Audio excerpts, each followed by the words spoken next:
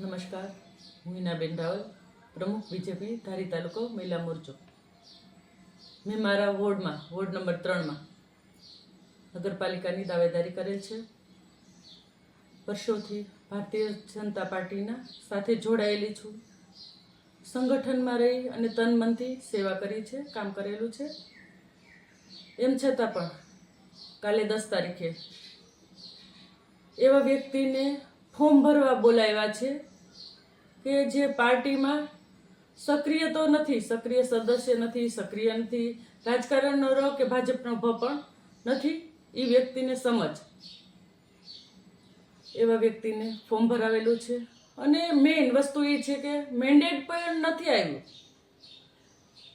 Mandate આવ્યા વગર form ભરાવેલું છે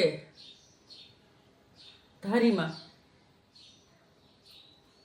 જો મને યોગ્ય ન્યાય નહીં મળે તો હું મારા તમામ હોદ્દા ઉપરથી રાજીનામું આપીશ અને મારા ટેકેદારો સાથે પ્રેસ કોન્ફરન્સ બોલાવીને અન્ય પાર્ટીમાં હું જોડાઈશ.